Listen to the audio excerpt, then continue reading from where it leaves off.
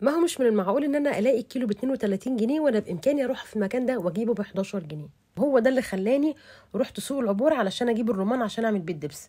مش عارفه الناس زعلت ليه والله يا جماعه. اهو يا جماعه، وبعدين انا لما بروح سوق العبور ما بجيبش حاجه واحده بس، انا بجيب كل احتياجاتي. علشان كده عملت لكم جوله شامله لكل الحاجات اللي جبتها من سوق العبور. اول حاجه ابتديت ان انا رحت سوق الخضار علشان اجيب حاجه كده اخزنها هي كمان بالمره.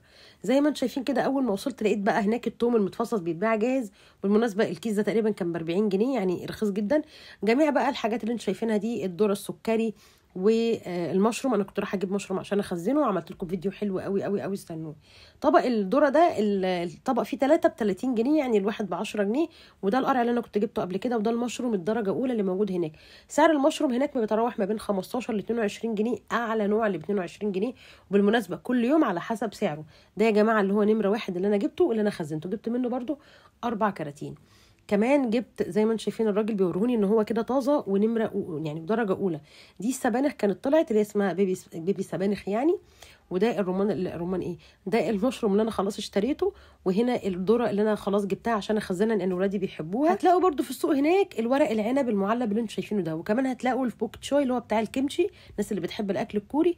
وكمان هتلاقوا جميع انواع الخس للناس اللي بتحب الحاجات دي. ده يا جماعه عنبر بيتباع فيه الاعشاب، جزء كده بيتباع فيه الاعشاب. جبت من هناك الزعتر اللي هو التايم مش الاوريجانو، في فرق.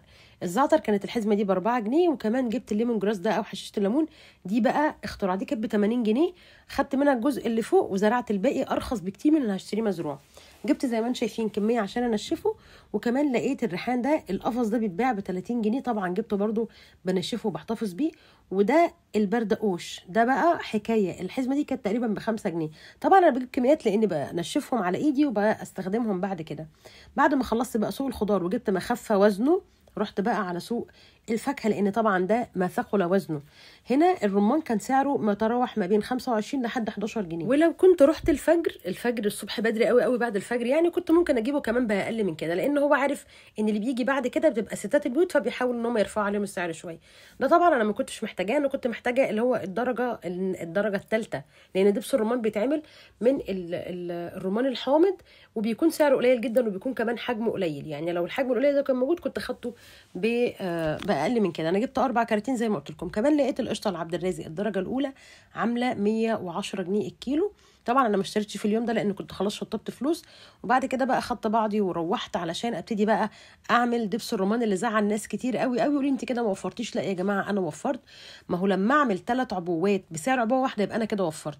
طب تعبي انا ببقى مبسوطه وانا بعمل حاجه لاولادي بايديا. يا جماعه ايه المشكله في ان انا بعمل حاجه بايديا لاولادي؟ ما انتوا كلكم بتعملوا لاولادكم وكلكم بتبقوا عايزين تعملوا لهم احلى حاجه. ايه المشكله لما تعملوا حاجه زي كده؟ بالمناسبه انا بعمله لان في اكلات ولادي بيحبوها بيه، فانا ولادي اللي طلبوا عناية طبعا مش هتاخر عليهم. ده غير كمان ان انا قلت لكم بعمله شوربه باخده كعلاج. والرمان لو موجود طول السنه انا هاكله فريش وهشربه عصير فريش، مش هعمله دبس. لكن احنا بنعمله دبس لانه هو كده كده موسم وماشي، مش جاي تاني غير السنه اللي بعدها. علشان كده بالراحه عليا شويه في التعليقات لان الموضوع بوخ قوي بصراحه. ولو وصلت لحد هنا فيا ريت تعملي الفيديو لايك وشير، واتمنى لك كل خير. وتحياتي ليكي دايما رشا الغفير.